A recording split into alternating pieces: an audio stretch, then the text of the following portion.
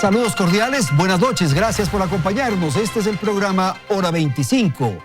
El presidente de la República ha ingresado en la Asamblea Nacional 2 proyectos de ley con el carácter de económico urgente. La una es la denominada Ley Humanitaria para combatir la crisis provocada por el COVID-19 y la otra tiene que ver con definiciones y precisiones relacionadas con el manejo de los dineros de las finanzas fiscales.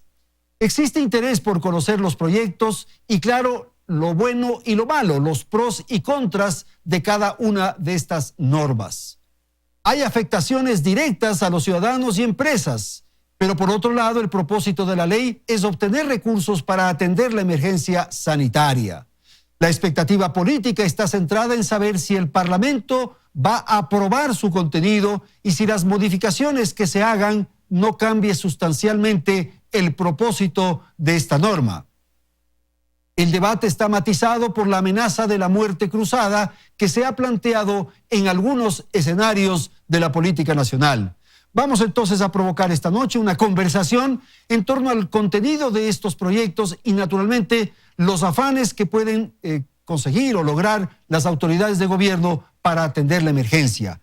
Para ello quiero dar la más cordial bienvenida a nuestros siguientes invitados. Nos acompaña Pavel Muñoz, él es legislador del movimiento Revolución Ciudadana. Agradezco la participación de César Ron, él es asambleísta por el Partido Social Cristiano. Nos acompaña Augusto de la Torre desde la ciudad de Washington en los Estados Unidos. Él es profesor universitario y analista de temas económicos. Gracias también la presencia aquí en el estudio de Mauricio Pozo, exministro de Finanzas, analista de temas económicos.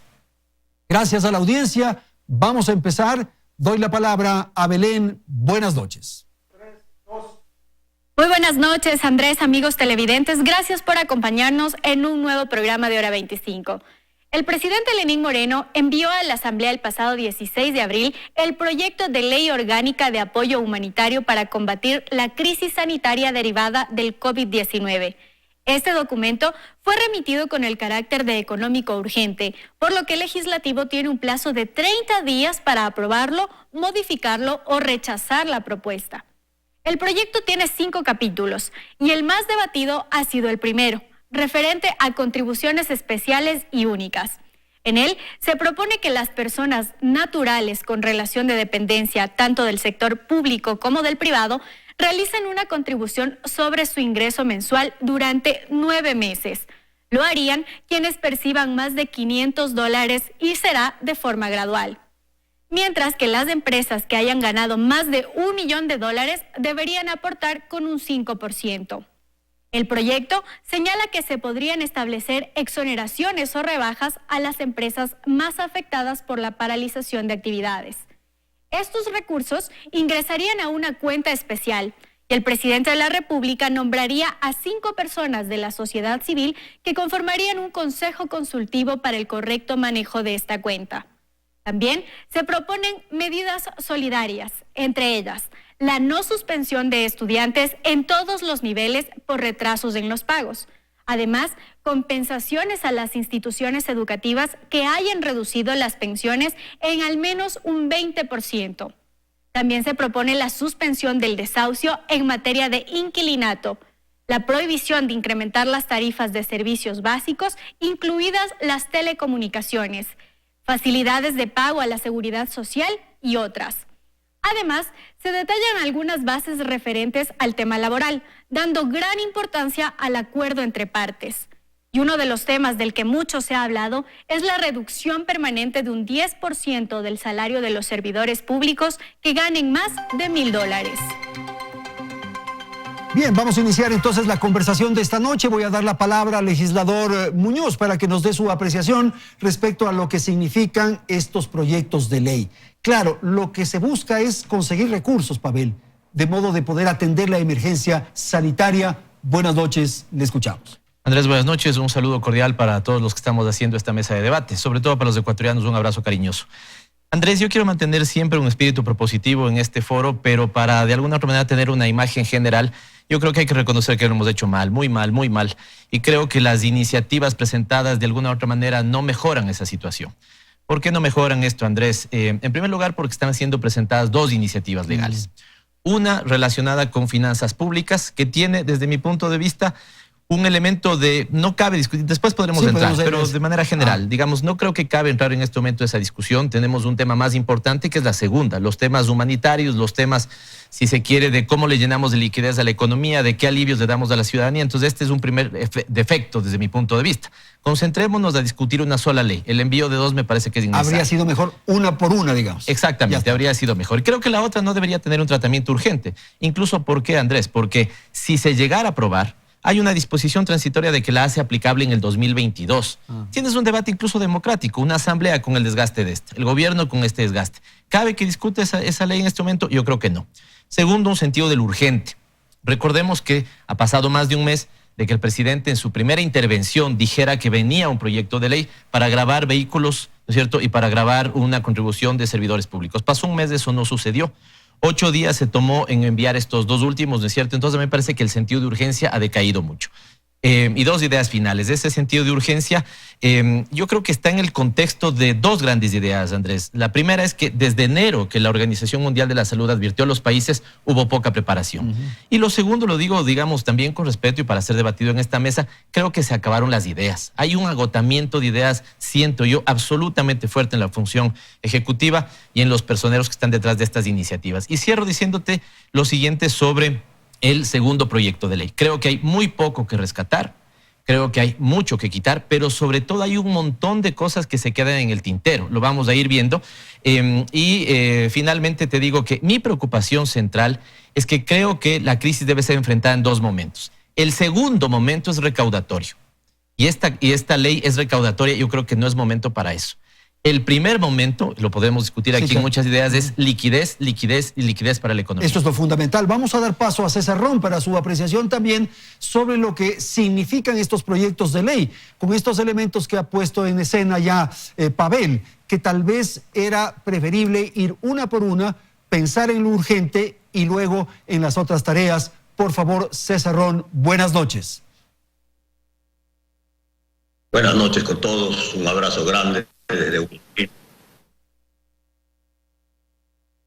Comparto con Pavel el criterio del análisis del proyecto. El urgente, el inmediato es la ley humanitaria. La emergencia humanitaria tiene que atender dos aspectos. El aspecto principal, que es la salud de los ecuatorianos. Porque si los ecuatorianos seguimos sin poder salir a las calles, la gente se sigue muriendo. Entonces, no viene el segundo paso, la reactivación económica. César, me voy a permitir hacer una interrupción porque tenemos alguna dificultad con la señal. Vamos a recuperar más adelante y enseguida vuelvo con usted.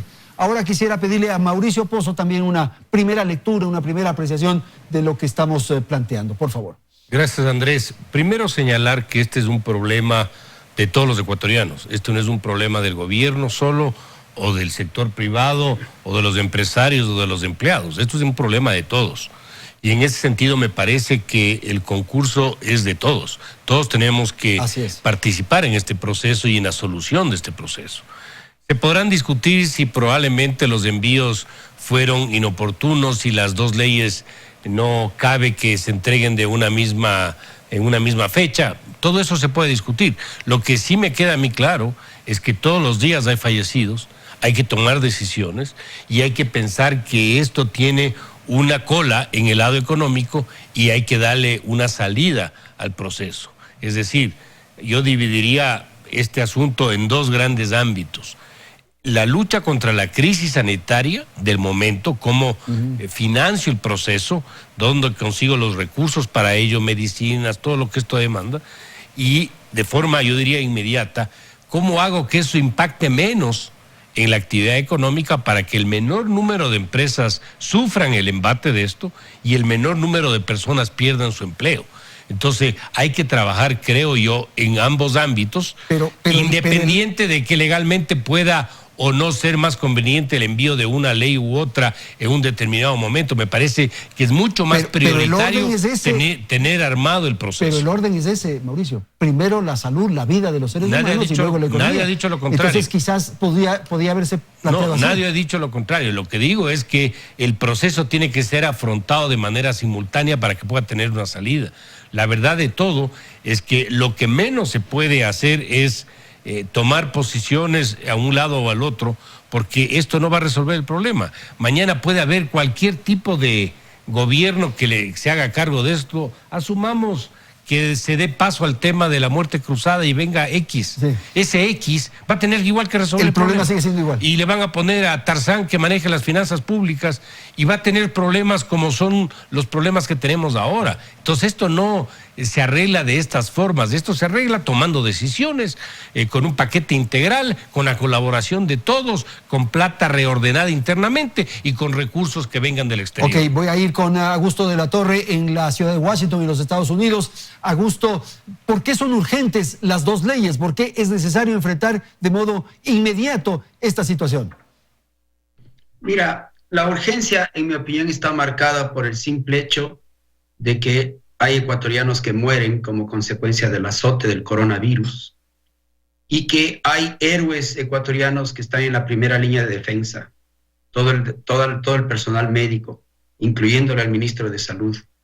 Ahí está el sentido de urgencia. Entonces nosotros debemos tener ese trasfondo para discutir los temas económicos a la luz de ese sentido de urgencia y desesperación de la tragedia humana que vivimos. Ahora bien, es cierto lo que dice Pavel, que el proyecto de ley humanitario tiene un carácter de urgencia mucho más alto.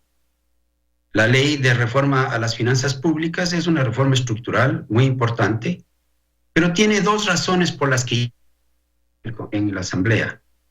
La primera es que la Asamblea ya la discutió extensamente a fines del año anterior. Y la Asamblea, me parece a mí que en ese momento ya llegó a un consenso importante, de manera que está viendo un proyecto que lo discutió por 2 meses, que lo conoce bien y que estaba a punto de ser aprobado. ¿Por qué no aprobarlo ahora? Segunda razón, esa ley, nos guste o no nos guste, fue parte del compromiso que el país adquirió en el programa del Fondo Monetario. Y lo que menos nos conviene ahora es alterar los términos del programa del Fondo Monetario, porque ahí viene la cantidad de dólares que necesitamos para oxigenar la economía. Entonces, si bien Pavel tiene toda la razón, esa es una reforma estructural que no tiene el carácter de urgencia de la otra ley, debería estar ahí contenida. Ahora, sobre la ley humanitaria, esa ley humanitaria tiene 2 componentes de gran urgencia. El primero es el solidario. Mientras viene el dinero de afuera, los ecuatorianos tenemos que tenderlos la mano el uno al otro. El que más tiene al que más necesita.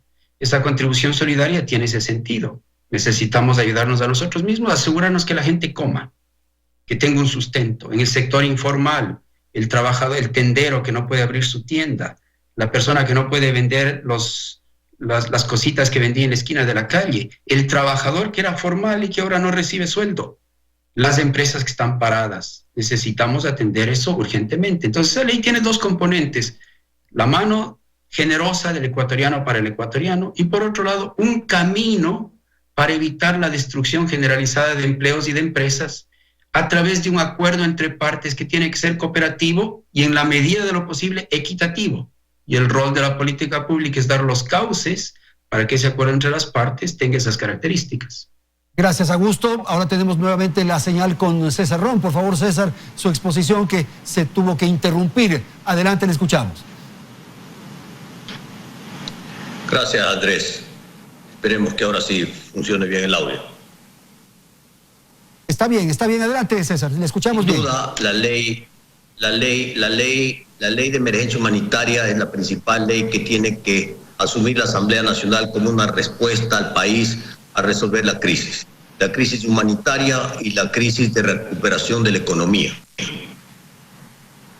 Por lo tanto, en la primera parte, pues está bien toda la parte que toca los temas de reestructuración, de diferimiento de pagos, de facilidades. Esa parte es importante y buena de la ley y la vamos a apoyar. porque este momento que todo el mundo está guardado durante 90 días, es importante pues que esos pagos se puedan diferir a un año, que esas deudas se puedan reestructurar, que esas planillas no se cobren, que no haya presión sobre las familias justamente hasta empezar a poner en marcha el país. Así es que esa parte de la ley está bien. ¿Dónde hay el conflicto en la ley? En la parte de la extracción. Yo quiero decirles a los ecuatorianos que en la extracción, desde el terremoto de Manabí y Esmeraldas hasta la presente fecha, con esta ley, se estaría extrayendo de las empresas personas más de 3.000 millones de dólares. Así que no es poca plata, es mucha plata. Y por lo tanto, si estamos hablando de que el gobierno tiene dos necesidades: una, la liquidez inmediata para solventar el problema hasta que lleguen los préstamos, porque requerimos de los préstamos internacionales para poner en marcha el país, ¿no? Esta liquidez inmediata no puede ser quitada de los que estamos bloqueando, las familias que estamos muriendo y las empresas que están cerradas, sin trabajar, sin producir y sin tener ingresos. Entonces, ¿cómo lo hacemos? Hay que hacerlo bien. No se puede seguir extrayendo dinero. Y por lo tanto se está planteando una alternativa que me parece muy interesante. En el caso normal de las empresas, se está planteando la posibilidad de darle un crédito tributario. Es decir, que la contribución que hagan las empresas, que no debe ser en efectivo hoy, sino a través de un documento, de un pagaré, que se entrega al Estado, que tiene que ser descontado a través de la bolsa, que tiene que ser descontado en la banca nacional o internacional, le va a dar liquidez momentánea al gobierno. Y por otro lado, va a permitir a la empresa tener un crédito tributario que lo va a utilizar un sexto durante 6 años, un sexto este año y así sucesivamente hasta terminar de cubrir las obligaciones tributarias de las empresas. Creo que este es un mecanismo que puede ser más justo y que da solución a la crisis. Porque caso contrario, pensar en extraer cuando está muriendo la economía, resulta que no tiene presentación. Ok, gracias César. Voy a dar la palabra a Pavel Muñoz para que comente lo que han dicho sus compañeros de panel e incorporar este elemento que acaba de señalar César, que me parece interesante, que esa ley estaría bien en la primera parte, que tiene estos afanes de colaboración, de ayuda y tal, y lo otro, que es esta extracción, que él utiliza esa expresión. Por favor. Sí, solamente un antecedente o un elemento previo, claro. Una idea previa, y es que algunos de los elementos que plantea César, con los cuales yo estoy totalmente de acuerdo, lastimosamente no están en la ley, pero ventajosamente sí están siendo presentados por asambleístas para poder atenderlos. Los pueden incorporar. Exactamente, claro. Esta es la ventaja. Yo lo pondría así. Una primera cosa respecto a lo que ha dicho Augusto, digamos que creo que dice dos cosas muy importantes, no me detengo mucho porque justamente hemos dicho no es la tesis central. Pero el gobierno, frente al tema de finanzas públicas, cometió un error fundamental.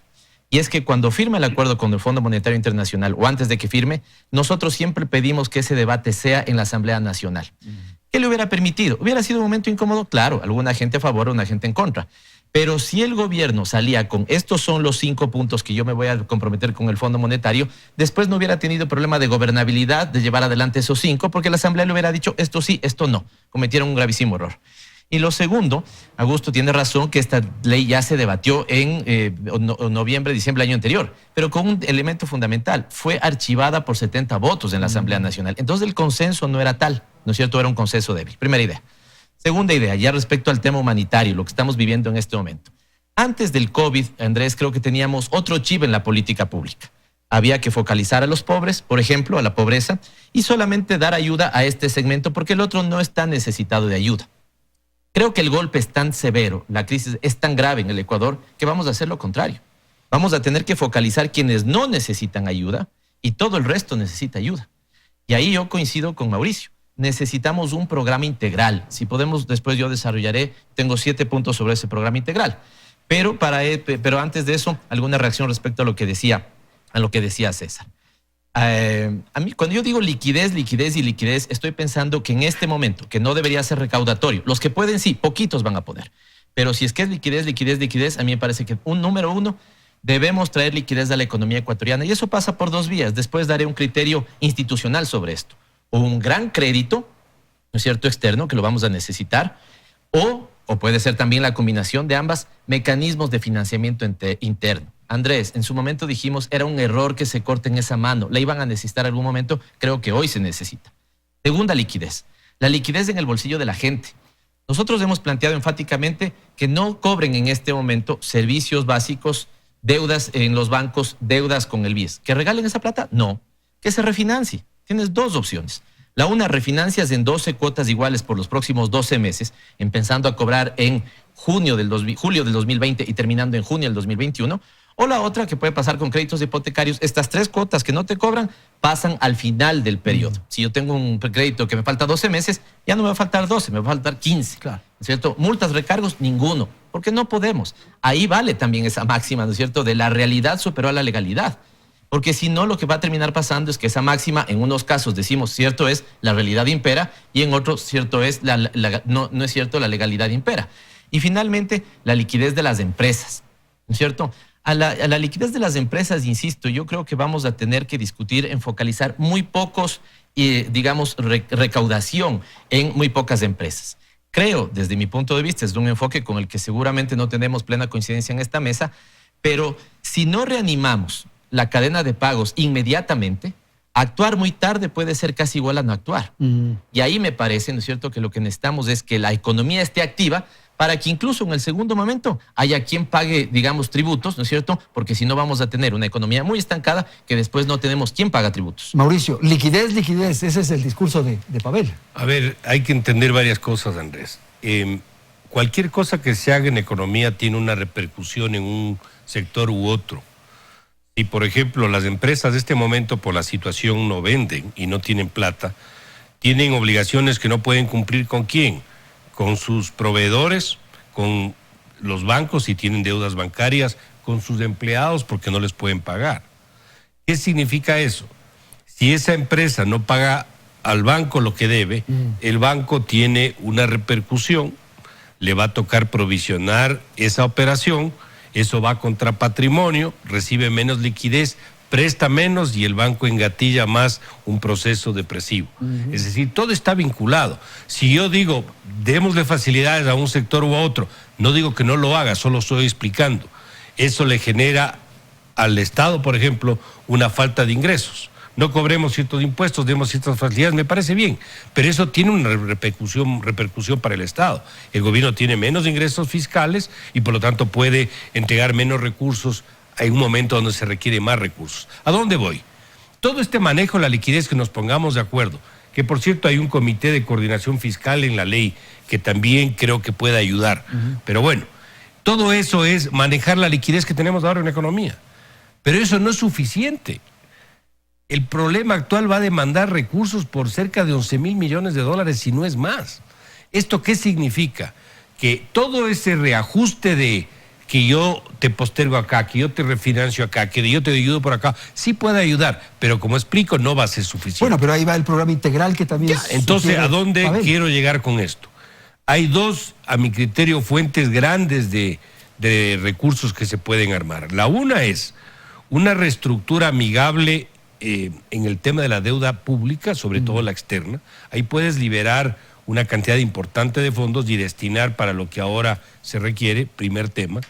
Y el segundo, igual o más importante, recursos adicionales de liquidez. Es decir, tú tienes que aumentar la liquidez que ahora puedes redistribuir. ¿De dónde viene esa plata? No puedes emitir papeles afuera porque el riesgo país no te da el espacio. Pero tienes gobiernos y tienes banca multilateral. Y dentro de la banca tenemos un acuerdo suscrito, a pesar de que está medio en stand-by este momento. Pero a lo que voy es, esa liquidez adicional es la que nos va a permitir canalizar recursos para los sectores que se requieren. Augusto, en esta idea que están planteando sus colegas de provocar liquidez, ¿cuáles podrían ser las iniciativas que usted sugiera? Con un elemento que le pongo, y es el riesgo de la dolarización. Si no tenemos dinero, si no hay liquidez, hay ese riesgo. Se está hablando de crear una especie de dólar electrónico o quizás una moneda propia nuevamente. Por favor. Mira, si me permites, Andrés, quisiera referirme a lo que han dicho mis colegas para luego, porque estoy seguro vamos a tratar el tema último que mencionaste con más detalle después. Primero, completo acuerdo con todos los panelistas de que necesitamos un programa integral de ataque de respuesta ante el coronavirus. En ese sentido, hay que tomar en cuenta que lo que está en la ley es un componente pequeño de un programa más amplio. Pero lo que se necesita en un programa más amplio no necesita ley. Por ejemplo, todos estos mecanismos de apoyo de liquidez y crediticio a las empresas, se los va a hacer y se los tiene que hacer cuando empiece a llegar el dinero de afuera a través de la CFN, un fideicomiso de la CFN, el sistema bancario, ahí van a haber muchos mecanismos, pero nada de eso necesita ley. Entonces, el hecho de que eso no esté en la ley no quiere decir que no sea esencial. Yo concuerdo con Pavel, eso es clave. Y en ese proceso vamos a necesitar la liquidez, los créditos y el acuerdo entre las partes, en el cual van a haber refinanciamientos de todo tipo. El proveedor va a tener que refinanciarle a la empresa. La empresa va a tener que ponerse de acuerdo con los trabajadores para saber qué es lo que lo puede pagar. Los bancos van a tener que refinanciarle a las empresas. Entonces, este marco de acuerdo entre las partes me parece que es fundamental para conseguir lo que Pavel bien menciona, un proceso muy intenso de refinanciamiento, de diferimientos, etcétera, etcétera, que va a necesitar la economía. Sobre la parte humanitaria, me gustaría proponer un lenguaje distinto. Esto no es extracción. Clásicamente, los economistas, cuando usamos la palabra extracción, quiere decir que hay un Estado que extrae recursos del sector privado y se los lleva para financiarse a sí mismo. Esto no es lo que está proponiendo el gobierno. El gobierno está proponiendo una contribución solidaria de la gente que más tiene para que vaya a un fideicomiso que va a la gente que más necesita, no va al Estado.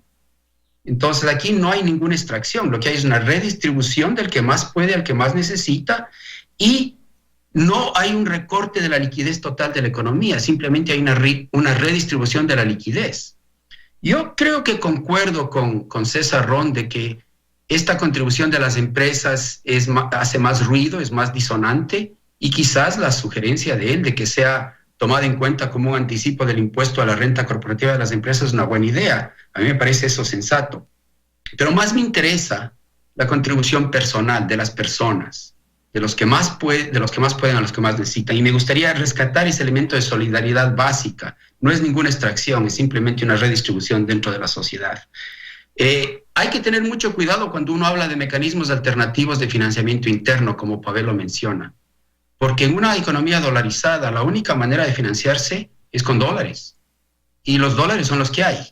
Y no los podemos imprimir. Entonces a mí me da mucho recelo cuando la gente propone mecanismos que en el fondo lo que están proponiendo es la creación de una nueva moneda. Ahora, si eso es lo que quieren proponer, que lo digan. Yo creo que ningún ecuatoriano lo va a aceptar. A mí me parecería que es una locura. Entonces tengamos cuidado cuando hablamos de financiamiento de una economía dolarizada, porque la materia prima con la que se hace el financiamiento son los dólares y el Ecuador no los puede imprimir. Entonces necesitamos dólares que vengan de afuera, que sean verdaderos. Ok, gracias a los panelistas. Voy a ir a un corte, tengo que ir a la publicidad y enseguida retornamos para la segunda parte del programa y voy a empezar con César Ron, a quien le debo un turno de intervención. Ya retornamos.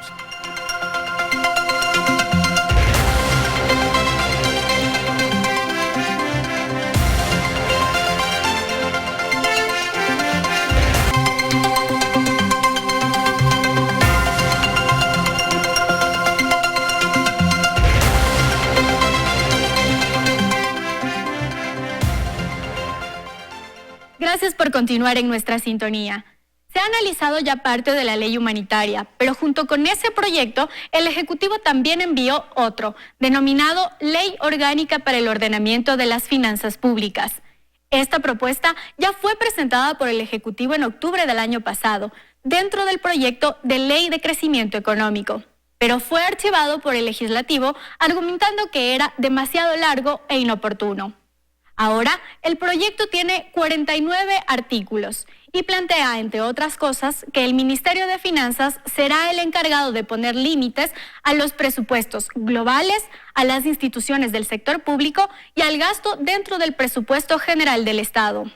Además, se plantea un seguro petrolero con el fin de evitar que una futura caída del precio del petróleo nos deje casi sin ingresos. También una reserva para contingencias. Para ello proponen que se destine el 3% del gasto total del presupuesto general del Estado. Además, se propone incluir al Banco Central como una institución de la banca pública. Vamos a profundizar los contenidos de este segundo proyecto de ley, pero se quedaron un par de temas pendientes. Como nos habíamos comprometido, voy a dar la palabra a César Ron para que explique su criterio sobre esto de la extracción que fue glosado por Augusto de la Torre. Por favor. Gracias, Andrés. La extracción se da porque estamos retirando dinero de los contribuyentes.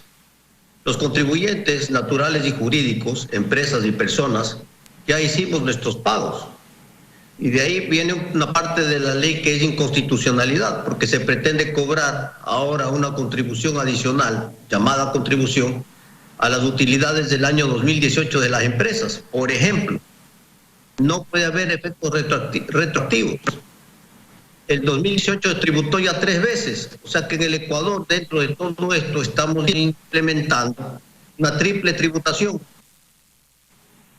Pagaron sus impuestos a la renta del 2018. Pagaron la parte proporcional del 2018 a la contribución de terremoto de Esmeraldas y Manabí. Y pagaron el 2018, ahora vamos a pagar la ley esta de emergencia económica. Por lo tanto, estas cosas no se pueden hacer, se tienen que hacer las reformas constitucionales, legales. La Asamblea Nacional no puede permitir que de ninguna manera en el Estado se esté pretendiendo pasar una ley que sea inconstitucional. Por lo tanto, pues, hay muchos que aquí a la Asamblea dicen que pues, por lo menos deberían contribuir desde el 2019, que se tiene que tributar ahora en el 2020, que estamos ocurriendo. Entonces, todas estas cosas no han ayudado a que se haga. Pero si le va a sacar plata a la gente, ¿eso qué se llama? Extracción. Entonces, igual que a las empresas se les está planteando, esto no viene en el proyecto, sino que esto se plantea en la discusión, porque la Asamblea va a sacar un proyecto mejorado, legal, constitucional, que tenga piso, no como el que mandó el gobierno, que lamentablemente es inconstitucional e ilegal. En el caso de las personas, a las personas del más alto rango de ingresos, del más alto nivel de ingresos, porque al que gana $500 o $1,000 no le podemos pedir plata, pues a ese hay que darle, a ese hay que ayudarle. Y por lo tanto, pues hay personas y sectores que han ido a la Asamblea que hablan de que se haga la constitución de los $500 para arriba, entre otras cosas que se ha recibido mucha cuenta comparecencia en la Asamblea Nacional. Pero también a estas personas hay que darles pues un título de crédito. Porque si a las empresas les vamos a dar un título fiscal para pagar impuestos 6 años, a las personas también le tenemos pues que dar un instrumento financiero para que pueda ser descontado, para que pueda ser utilizado, para que pueda ser transado en la bolsa, en el mercado, para que pueda hacer esa contribución. Porque la persona también necesita plata pues para vivir, para pagar los colegios, para pagar la luz, para pagar la pensión de los colegios, para comer. Y entonces le estamos sacando plata de su economía, 200, 500, $1,000, lo que le tengamos que sacar de tu bolsillo, cuando ahora necesitamos al revés inyectar recursos a la economía. Y entonces, claro, ante la emergencia, sin dar dinero, a través de un pagaré, el pagaré es el mismo documento, no, listo, digo, voy a dar mi contribución, la voy a pagar en 5 años, en 6 años. Entonces, en vez de que me saquen $1,000 todos los meses, que los necesito vivir, me van a sacar $100 mensuales por 6 años. Entonces, ahí las cosas cambian porque estamos dando una facilitación que es muy diferente a una extracción. Gracias, César, por esa intervención. Voy a dar palabra a Pavel, no sé si quiera comentar sobre esta figura de la extracción. Y claro, lo que también señaló el economista de la Torre en el sentido de que se podría estar pensando en una nueva moneda, por favor. Tal vez dejo que es un elemento central para el último. Lo primero que me conectaría con César es, ¿al país le vamos a dar una ley? Sí, y le vamos a dar una buena ley. Una buena ley. Eso creo que significa que no le vamos a dar la ley del Ejecutivo, porque creo, y esto me parece que coinciden muchos, es una mala ley. ¿Quién está equivocado, Andrés? ¿El Ejecutivo, no es cierto, que sostiene que es una buena ley? O, y César sabe mejor de esto porque está en la comisión donde se trata, yo he acompañado varias reuniones, no he visto a alguien que enfáticamente diga es una buena ley, vamos adelante. Trabajadores en contra, sindicatos en contra, cámaras en contra, gremios en contra, fuerzas políticas en contra, ¿cierto? No hay quien defienda la ley, He ¿no? señalado 5, y fisuras incluso en posiciones oficiales, ¿no es cierto? Ya he señalado 5 actores, ¿no es cierto? ¿Quién está equivocado? ¿A dónde se le están quedando las cosas? Por eso yo digo a la ciudadanía, ¿le vamos a dar una buena ley? Sí, no tenga duda de ello. pero esto va a suponer metodológicamente rescatar lo poco que podemos rescatar desde mi punto de vista del proyecto del Ejecutivo, quitar todo lo inconveniente y ponerle todo lo que se le olvidó, porque estamos discutiendo muchas cosas que se le olvidó. Primer elemento. Segundo elemento, no hay un trato igualitario en la ley, Andrés. Se está rompiendo el criterio de generalidad. Es un momento donde debemos gravar menos al trabajador o casi nada, más al patrimonio, más al capital. Pero si nos vamos a los datos, de esta ley se busca recaudar 1.400 millones de dólares. 900 proviene de las empresas, 500 proviene de las empresas. 900 proviene de las personas naturales, 500 de las empresas. Voy a poner solo un ejemplo. Las empresas que se beneficiaron el año anterior con la remisión tributaria, recuerden que no se les cobró de golpe, sino que se les dijo, usted tiene cuota, me puede financiar esto, ¿cómo me va a pagar? En este momento están financiándose. Y lo que están planteando es una exención para que esos que ya le debían al fisco, ¿no es cierto?, tengan una refinanciación sobre la financiación. Absolutamente injusto. Y nos cargamos sobre las personas. 1.500 millones, dato que está en este momento en la página del Servicio de Rentas Internas, son las deudas en firmes que tienen cerca de 500 contribuyentes con el Servicio de Rentas Internas. Ahí está 1.500. 100 más incluso de lo que piensan recaudar con esto. Entonces me parece que ahí hay un tema fundamental. Y la otra que me parece que es clave, lo que dice Augusto Latorre, no, enfáticamente no, lo de la tajantemente moneda. No una nueva moneda. Yo soy de aquellos que cree que la dolarización fue un grave error, pero en este momento debemos sostenerla y defenderla a todo lo que podamos, ¿sí? Siempre se dijo que era un grave error, ¿por qué? Porque cuando teníamos un shock externo como este, la dolarización muestra sus falencias. Bendita dolarización, maldita dolarización. Pero la tenemos que defender y nadie está pensando en una nueva moneda. Solo enunciarlo me parece que sería inapropiado, ¿cierto? Nadie está pensando en una nueva moneda. Cierro con esto y me pongo institucionalista si quieres, Andrés. Sí, para solventar esta crisis hay dos grandes enfoques, uno más neoclásico, neoliberal, que va a plantearte en este primer momento un gran crédito, por ejemplo, del Fondo Monetario Internacional, y hacer otro conjunto de recetas donde la liberalización de los mercados, de las tasas de interés, la flexibilización financiera juegan su rol. Hay un esquema. Yo no soy partidario, soy muy crítico de ese esquema. Tienes otro, donde cree que el Estado sí puede, ¿no es cierto?, inyectar liquidez y estimular demanda. ¿Quién es el rector de la política pública? El Ejecutivo. Lo que creo que incluso deberíamos discutir en términos institucionales es que el Ejecutivo tome la decisión que quiera. Yo creo que la una es equivocada, pero que él tome la decisión que quiera. Lo que me parece errado en términos institucionales, Andrés, es que la Asamblea le cierre un camino, cualquiera de los dos.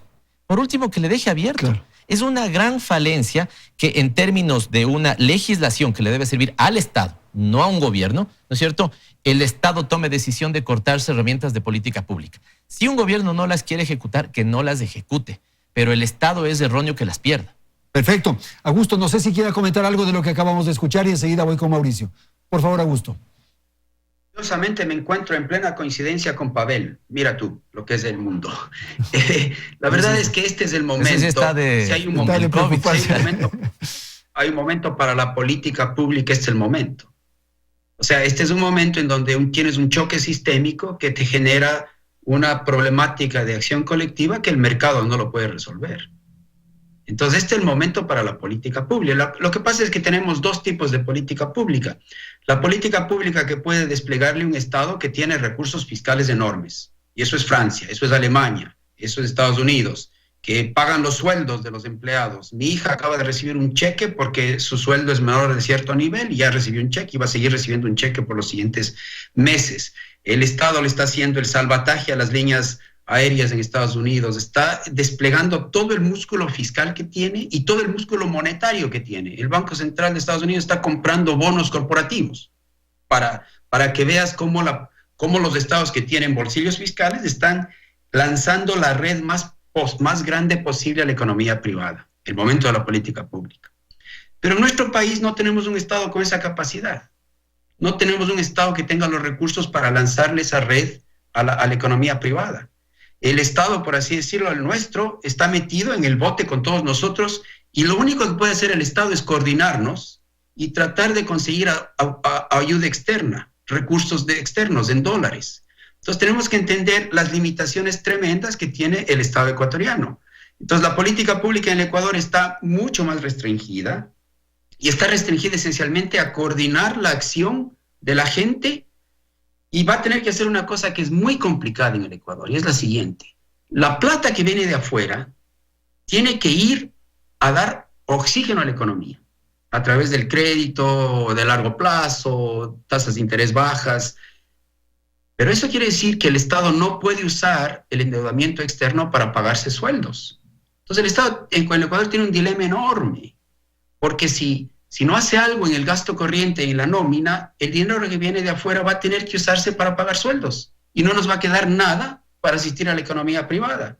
Entonces estamos en un dilema complicadísimo en el Ecuador.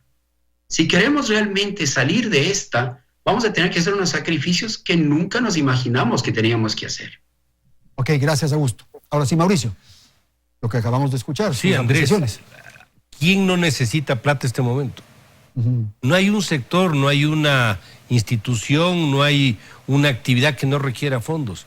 ¿Necesita plata el presupuesto del Estado? Claro que necesita plata para ayudar. ¿Las empresas necesitan plata? Claro que necesitan plata. La gente, para poder atender, necesita recursos. Todo el mundo necesita plata. El problema es que la plata no hay, pues, Andrés. Entonces hay que adecuarse a esa nueva realidad. Esa es la realidad. Un país que no tiene reservas, un país que no tiene ahorros, un país que no puede levantar deuda comercial por el alto riesgo, un país que no puede ayudarse con una máquina de impresión. Para eso eran los ahorros, para reemplazar momentos de choques externos. Un país que no puede devaluar la moneda porque está dolarizado. Entonces, en esas circunstancias, tenemos una economía vulnerable que tiene que tomar decisiones para poder resolver el problema. Y como tenemos todas estas restricciones, la colaboración y la cooperación de actores es fundamental. Si yo empiezo solamente a ver mi metro cuadrado, mis intereses, Vicente, yo no voy a colaborar con que esto se soluciona. Si los empresarios dicen a mí no me topan y los empleadores y los empleados dicen a mí tampoco, a mí me indemnizan de acuerdo a la norma anterior. Si el gobierno dice no, a mí me pagan todos los impuestos, esto no funciona, pues. Entonces tenemos que pensar que si no hay una cesión, pongámoslo así, de todos, de algo que podemos entregar, esto no va a operar. Esto es una guerra con un enemigo invisible, que es un virus, y esto nos ha generado un problema económico terrible. En una guerra, ¿qué hace uno? ¿Qué hace si uno está metido escondido en algún refugio y tienes 3 panes y hay una persona que se muere de hambre? ¿Le vas a dar un pan? Compartir. Bueno, pero ese podría ser un poco el propósito de esta ahora, ley humanitaria. que le podamos mejorar, sin duda, que puede ser ese crédito con una suerte de crédito tributario posterior o que haya una forma de pago gradual. Todo eso hay cómo hacer. Yo creo que se lo puede hacer. Es más, creo que se lo debe hacer muchas veces. Lo que no creo es que desdibujemos el principio. El principio es que tiene que haber solidaridad de la gente, tiene que haber coparticipación de todos, tienen que reducirse los excesos donde existen. El sector público es una muestra de excesos. Tampoco estoy partidario de que se retire a la gente a la calle este momento, pero sí creo que dado, por ejemplo, un promedio salarial que duplica al sector privado, sí se puede hacer un esfuerzo de reducción, por la figura que sea, para poder utilizar esa plata y entregar a poder atender la propia pandemia. Entonces tenemos que entender que ese es el momento que está viviendo el Ecuador. Y como la liquidez es escueta, no hay reservas internacionales, no hay cómo inventarse figuras contables para creer que le vamos a entregar plata a alguien, tiene que venir la plata de afuera y una reasignación adecuada internamente. Eso creo que es lo que hay que hacer. Ok, tengo que ir a la publicidad, enseguida retornamos para la tercera parte del programa Hora 25. Ya regresamos.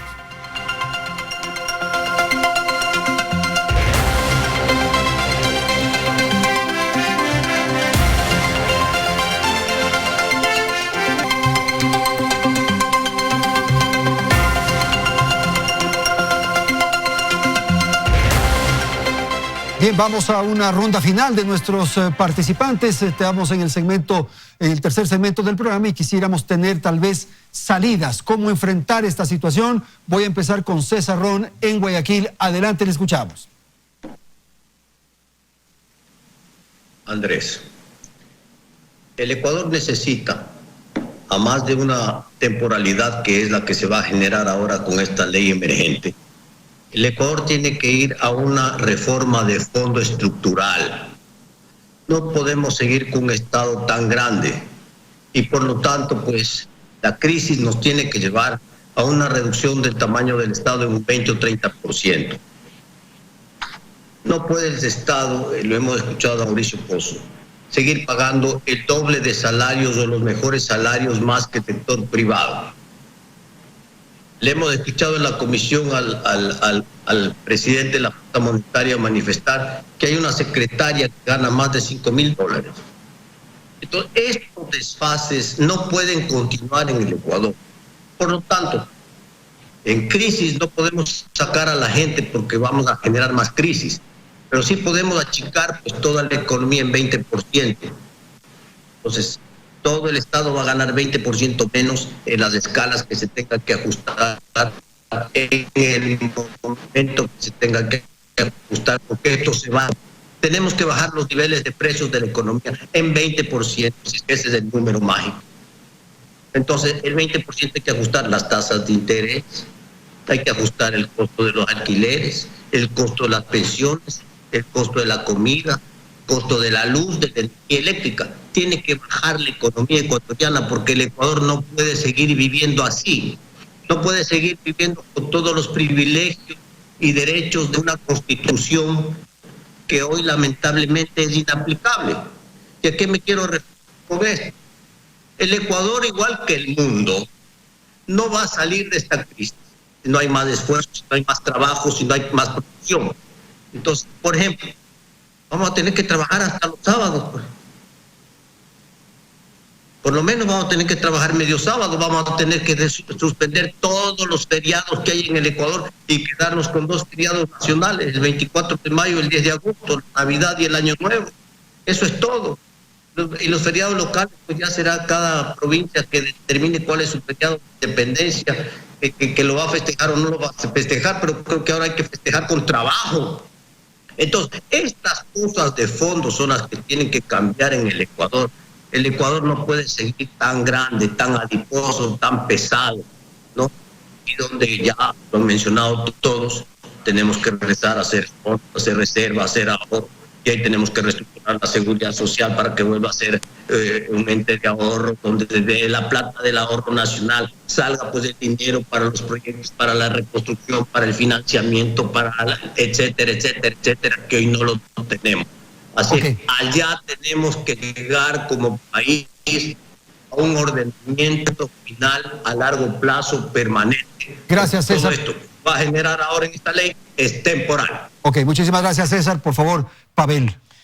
Primero, con los, digamos, con los puntos de adhesión que voy a generar y con los puntos de crítica que voy a generar, yo voy a hacer una defensa clara, enfática del rol del Estado y su importancia.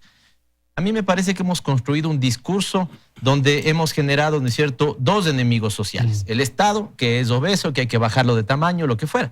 Los datos de los últimos que yo dispongo son los datos de la Organización Internacional del Trabajo. De 10 empleos que se generan en el Ecuador, solamente 1 proviene del sector público y 9 del sector privado. Desde mi punto de vista, ahí no hay una obesidad. Segundo, también hay un problema. Hemos generado un paria social y un enemigo social, el funcionario público. En esta ley, alguien que gana $1,200 tributa más en lo público que si está en lo privado. ¿Por qué? ¿A nombre de qué, Andrés? ¿Sí? A mí me parece que lo que deberíamos hacer, lo digo rapidito, hay estudios también especializados de esto que comparan salarios sector público, sector privado. Lo que sí suele pasar que en niveles operativos a veces el Estado paga un poco más, ¿no es cierto? Ya lo que pasa es que en niveles dirigenciales el privado paga mucho más. ¿Qué problema tenemos ahí? O la pregunta que yo haría es que el público está pagando mucho o es que el privado en esos niveles operacionales gana muy poco. O la otra es que las diferencias salariales entre un gran gerente y un operario, ¿no es cierto?, son abismales.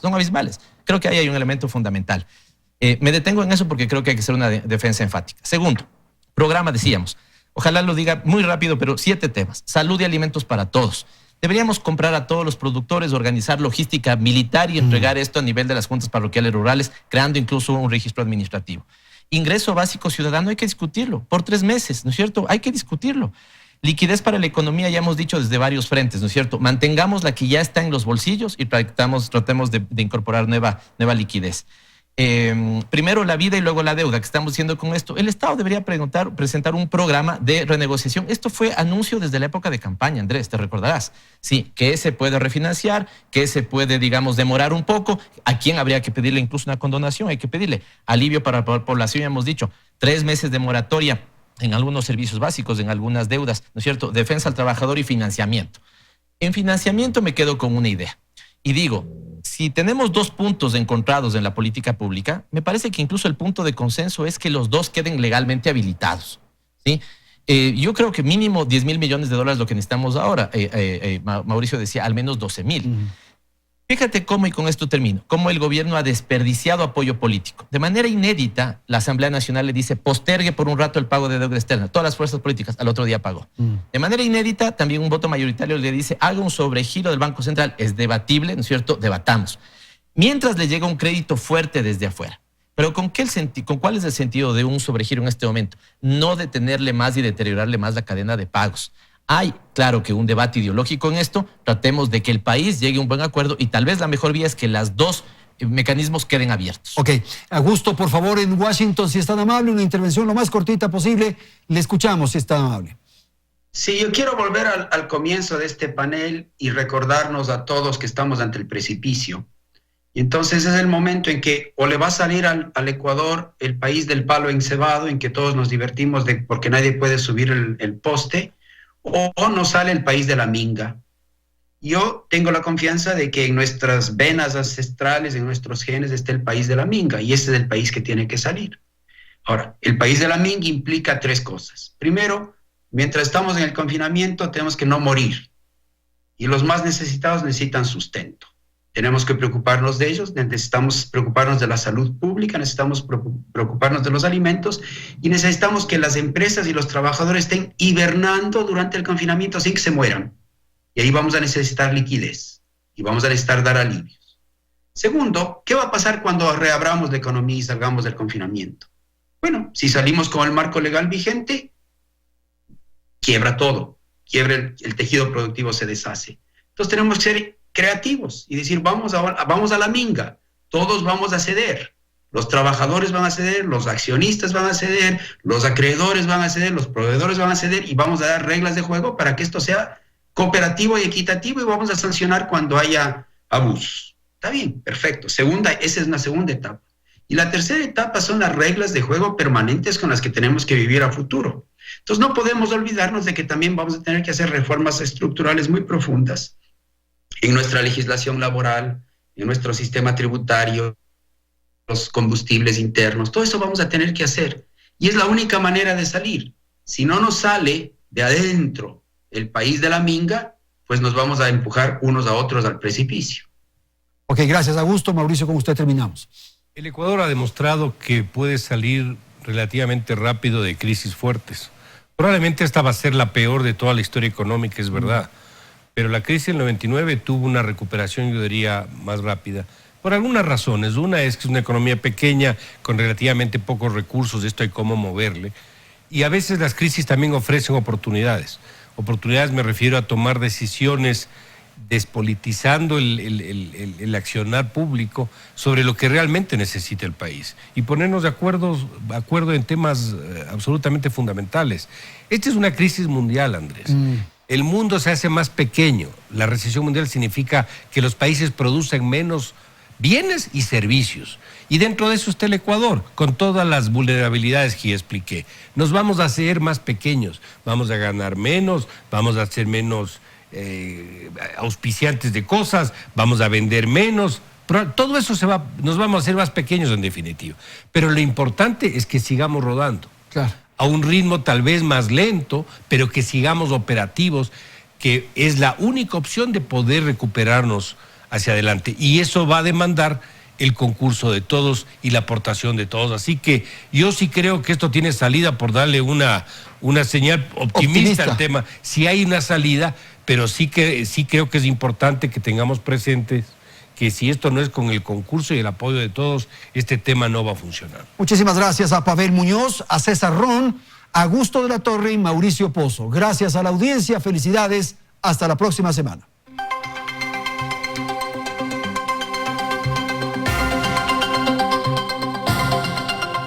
Teleamazonas presentó Hora 25 con el auspicio de